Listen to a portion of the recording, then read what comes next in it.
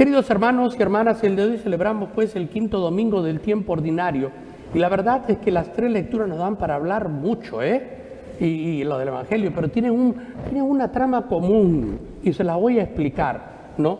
La primera es el apóstol Isaías, en la primera lectura, ¿verdad? Dice, he visto a Dios. Yo no puedo verlo a Dios, voy a morir, ¿no? Porque soy un hombre impuro. Se reconoce de su pecado, ¿verdad?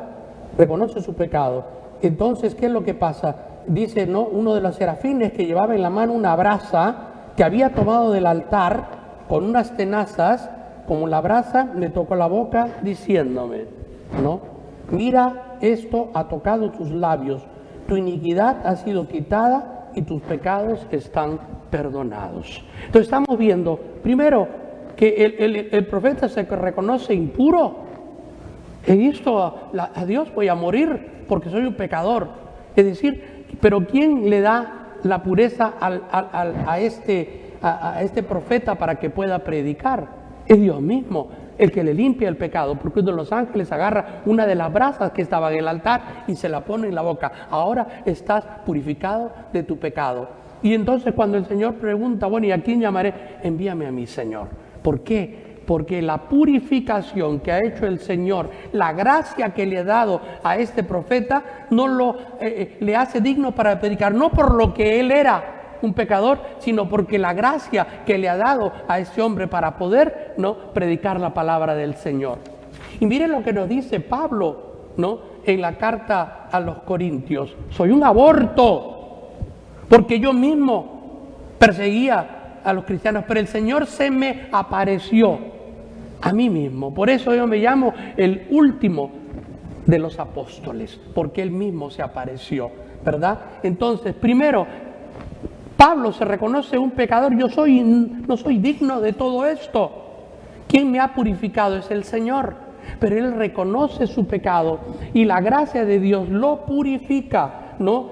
Y lo purifica para que entonces él pueda predicar, ¿no? Y pueda predicar todo lo que él ha conocido a través, ¿no?, del Espíritu Santo que se le apareció en este camino, que Jesús mismo se le aparece para que él pueda, ¿no?, ser el predicador de todos los gentiles.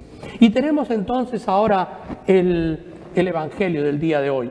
La fama de Jesús le precedía y había muchas personas en el lago de Genezaret. ¿Y qué hace Jesús? Se sube a uno de los botes. ¿Cuáles son los botes que están ahí? Están dos botes, y uno es de Pedro y el otro de Santiago y Juan, ¿verdad? Y estaban entonces, y no nos dice el Evangelio qué es lo que predicó, No tenemos idea de qué es lo que predicó Jesús, pero sí dice que cuando él terminó, ¿qué le dice? Aleja, ¿no? Lleva la barca mar adentro. Pareciera un título de película, ¿verdad? Mar adentro, ¿no? Entonces le dice, vamos mar adentro. Pero Pedro es que Simón, ¿no? Simón era un pescador profesional, ¿verdad? ¿Qué quiere decir un pescador profesional? Que sabe dónde hay pescado y sabe cuándo no hay. Y se le ha pasado toda la noche, ¿no? Y ha bajado las redes y la ha tirado para aquí y la ha tirado para allá y no ha conseguido un solo pez. Es decir, que dicen, no hay peces. No hay peces. Y que, no sé si ustedes algún día han ido a pescar, pero si quieren pescar de verdad, ustedes tienen que pescar en la noche. En el día se esconden, ¿no? En el día no pican mucho, a menos que tengan una buena carnada, ¿no? Pero si ustedes quieren pescar con red, eso tiene que ser en la noche, En la noche donde está todo el pescado, sale a comer. Así que ahí está todo el pescado.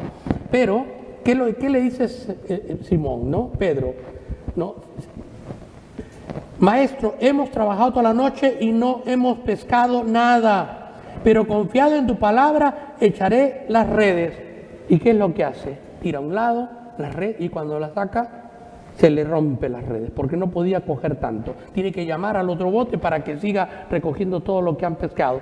Y nos dice que ambos, ¿no?, barcos están al punto de colapsar, de hundirse, porque había tanta carga que ya no podía soportar. Es decir, el nivel de flotación estaba más abajo, casi estaban tomando agua porque habían puesto tanto peso que el bote se estaban hundiendo. Y para ellos, por supuesto, y para cualquier persona, Y sobre todo ellos que eran pescadores estaban atónitos. ¿Por qué? Porque esto es un hecho divino que va contra la naturaleza, ¿no?, de lo que ellos conocen. No había pescado y ahora tenemos más que no podemos ni colectarlo. ¿Qué quiere decir eso? Que el Señor ha intervenido, ¿no? Y hay un hecho sobrenatural que nosotros llamamos milagro, ¿verdad? Esto es lo que ha pasado. Cuando el Señor ve, cuando Pedro ve al Señor y lo que ha pasado, ¿qué reconoce en Jesús? Él se arrodilla, cae, aléjate de mí, Señor, porque soy un pecador. Soy un pecador. Aquí reconoce su pecado, ¿verdad? Pero ¿qué es lo que va a hacer Jesús? Lo limpia de su pecado, le da la gracia y le dice, Pedro, ¿no?, a partir de hoy, ¿no?, serás pescador. Pero dice, todavía no le dice Pedro, le dice Simón, todavía no le ha cambiado de nombre. Simón, no temas, desde ahora serás pescador de hombres. Y luego llevaron las barcas a tierra y dejando todo, le siguieron. Miren, hay una cosa importante aquí en el Evangelio. Acá tenemos que es la llamada de los apóstoles y hemos visto que primero que para poder seguir a Dios o para poder reconocer, para poder recibir la gracia de Dios tenemos que reconocer nuestro pecado. Si nosotros no reconocemos nuestro pecado, no esperemos que podamos recibir la gracia de Dios y que seamos limpiados de nuestro pecado. Es decir, este paso lo tenemos que dar nosotros. No por contagio, no. Tenemos que aceptar que somos pecadores.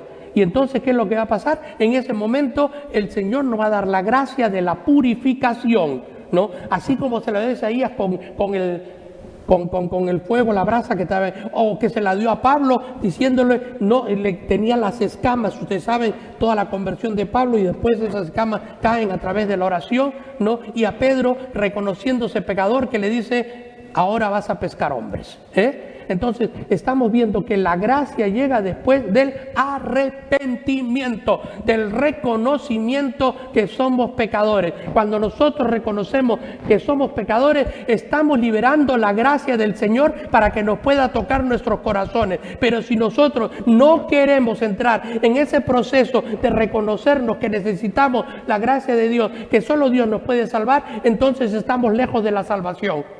Necesitamos nosotros abrirnos al amor de Dios, abrirnos a su perdón. Pero eso solo lo hacemos cuando realmente, profundamente reconocemos somos pecadores y necesitamos de la gracia del Señor. Acá hay algunas cosas también importantes, ¿no?, que hay que tomar. Muchas veces nosotros nos pasamos la vida dando palos aquí y acá y no nos sale nada, Entonces, ¿qué queremos? Ya casi como que nos rendimos, ¿verdad? Y esto es lo que le pasaba a los apóstoles, Aquí Pedro ha pasado toda la noche negra, como se dice, ¿no? Porque a veces nos pasa, Nos sentimos agobiados, nos sentimos cansados, nos sentimos desesperados, desanimados, como que la vida, como que el Señor, mira que yo hago todo bien y todo me sale chueco, ¿no? Que rezo y no riento que el Señor. Pero ¿qué es lo que nos dice el Señor?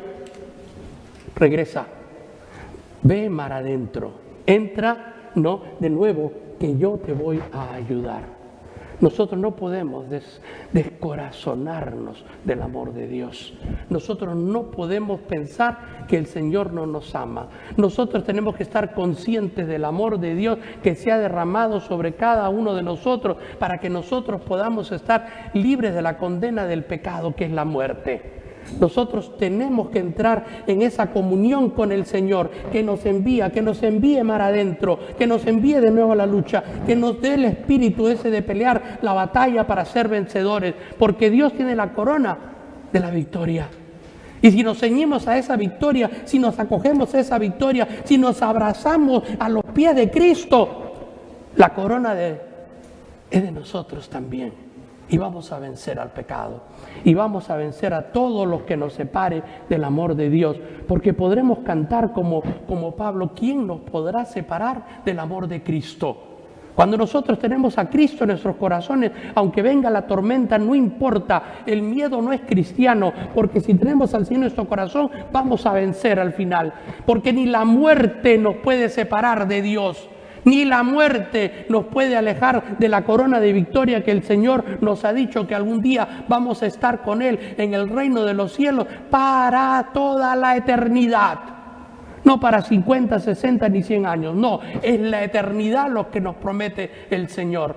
Y esa corona la tenemos ya como la promesa en nuestras manos si somos fieles al amor de Cristo. ¿Y cuál es la fidelidad al amor de Cristo? No es otra cosa que obedecer los mandamientos del Señor.